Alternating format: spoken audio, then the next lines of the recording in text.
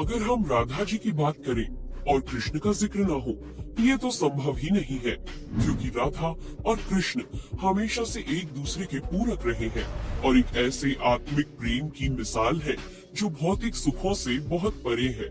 यूं तो राधा कृष्ण का प्रेम अनादिकाल से चला आ रहा है, पर द्वापर युग में जब भगवान नारायण ने कृष्ण रूपी अवतार लिया तो संसार को प्रेम का सही अर्थ समझाने के लिए कृष्ण की ही अंश राधा ने यमुना के निकट रावल ग्राम में वृषभान और कीर्ति के यहाँ राधा रूप में जन्म लिया और जन्म के साथ ही राधा और कृष्ण की प्रेम कहानी शुरू हो जाती है।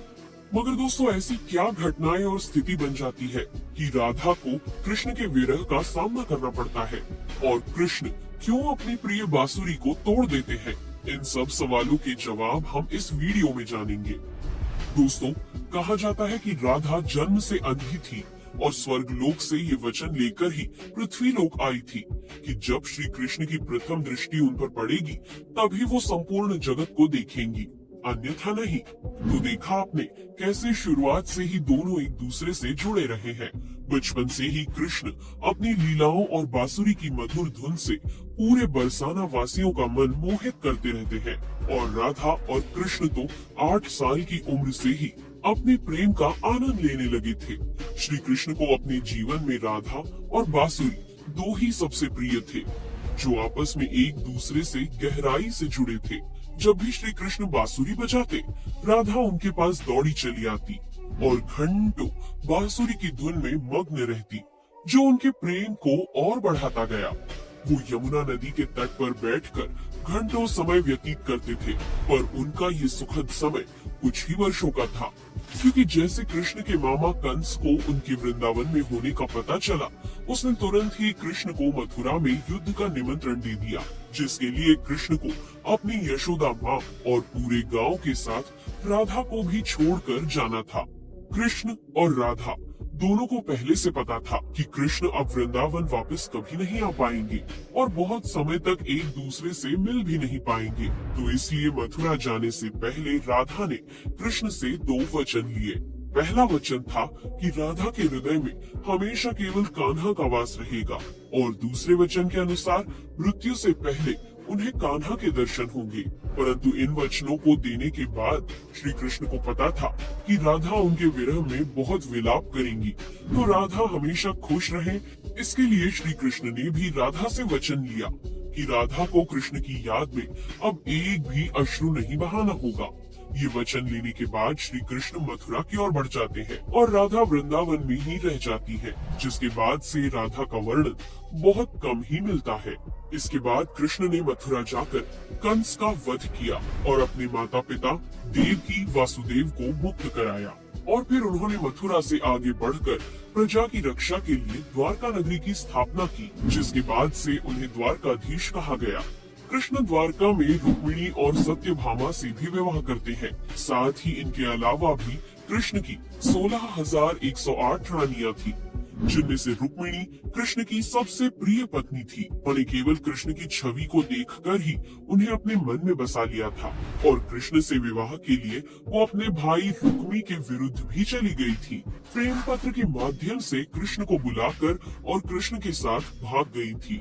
फिर उन्होंने कृष्ण के साथ द्वारका नगरी में सुखपूर्वक अपना जीवन व्यतीत किया और कृष्ण भी अपने दैवीय कार्यों में लीन हो गए। दोस्तों, आजकल तो हम भौतिक विवाह को ही सच्चे प्रेम का माध्यम मानते हैं, पर राधा और कृष्ण तो एक ऐसी मिसाल है जिन्होंने तो कभी विवाह ही नहीं किया, केवल अपने मन और हृदय से एक दूसरे को प्रेम किया और उसी सच्चे प्रेम से एक दूसरे से हमेशा बंधे रहे।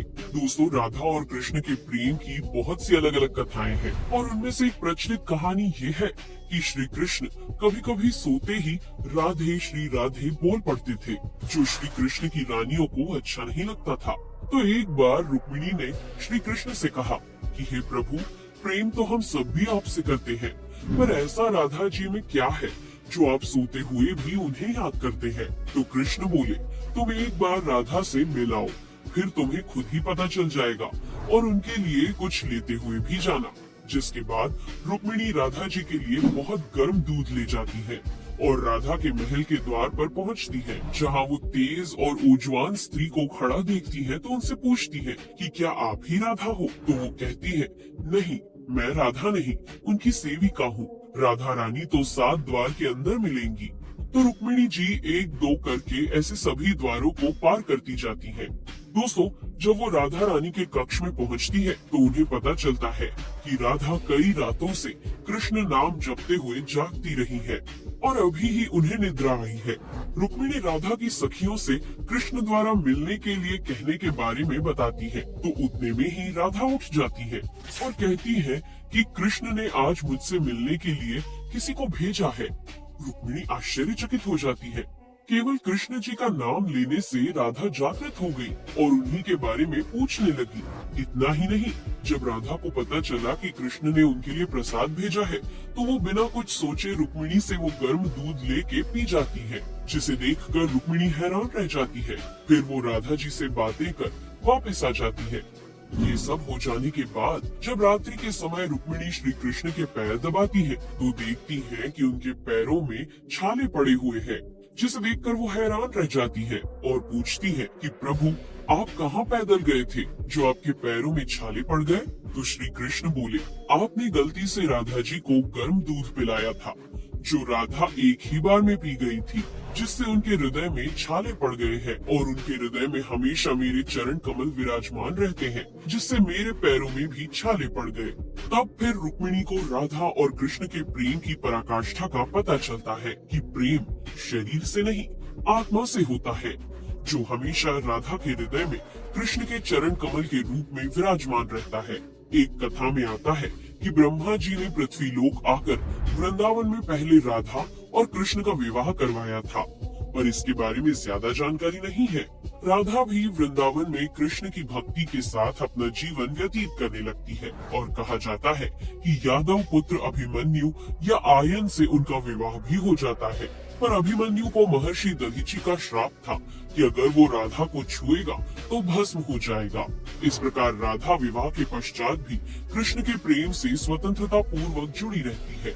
बहुत वर्षों बाद जब राधा अपना वैवाहिक जीवन बहुत अच्छे से निभा लेती है, वो समस्त जिम्मेदारियों से मुक्त हो जाती है, तो फिर वो कृष्ण के पास द्वारका आती है। द्वारका पहुंचने के पश्चात राधा और कृष्ण आपस में मौन रहते हुए मन की अभिव्यक्तियों से घंटों एक दूसरे से बातें करते रहे। कृष्ण के अलावा द्वारका में राधा को कोई पहचान भी नहीं पाया। फिर राधा कृष्ण के महल में निवास करने लगी और कृष्ण ने भी उन्हें महल में देविका के रूप में नियुक्त किया, जिससे राधा महल में काम करने के साथ साथ समय मिलने पर कृष्ण की भक्ति और उनसे प्रेम पूर्वक बातें कर सकती थी। परंतु कृष्ण तो अब अपने राजपाट व अन्य कार्यों में व्यस्त रहते थे। दूसरी ओर राधा अपने पुराने कृष्ण को ही याद करती थी, तो कृष्ण का पुराने दिनों जैसा साथ ना पाकर राधा का मन और अधिक व्याकुल रहने लगा और उन्हें डर सताने लगा कि कृष्ण की जो मनोहर छवि उनके हृदय में है वो कहीं धूमिल न हो जाए। इसी डर से राधा ने चुपचाप तरीके से राजभवन और द्वारका नगरी भी छोड़ दी, जिसके बाद ऐसे ही कुछ समय और बिताने के बाद जब राधा का अंतिम समय पास आने लगा तब उन्होंने कृष्ण का स्मरण कर उन्हें अपने वचन की याद दिलाई। राधा के स्मरण करते ही कृष्ण वहां दौड़े दौड़े चले आए, परंतु राधा की अत्यंत दयनीय स्थिति देखकर वे अत्यधिक भावुक हो गए और उन्होंने राधा से अंतिम समय में कुछ मांगने को कहा, जिस पर राधा ने उनके सामने एक ही इच्छा प्रकट की थी कि वो अपने जीवन के अंतिम क्षणों में कृष्ण का वही रूप देखना चाहती है जैसा वो वृंदावन में देखा करती थी। वो उन्हें वही बांसुरी की मीठी धुन बजाते हुए सुनना चाहती है। दोस्तों, राधा का बस इतना कहना था कि कृष्ण ने अपनी बांसुरी उठाई और वही मीठी धुन बजाने लगे और बांसुरी बजाते हुए कृष्ण और उनकी धुन सुनती राधा दोनों की ही आंखों से प्रेम के आंसुओं की धारा बह रही थी। इतना ही नहीं, बांसुरी की मीठी धुन सुनते सुनते ही माता राधा ने उनके सामने प्राण त्याग दिए जिसके बाद उनकी मृत्यु से कृष्ण इतने विचलित हो गए थे कि उन्होंने अपनी प्रिय बांसुरी को वहीं तोड़कर फेंक दिया था। तो वैसे राधा की मृत्यु के साथ ही कृष्ण ने बांसुरी से भी हमेशा के लिए मुख मोड़ लिया,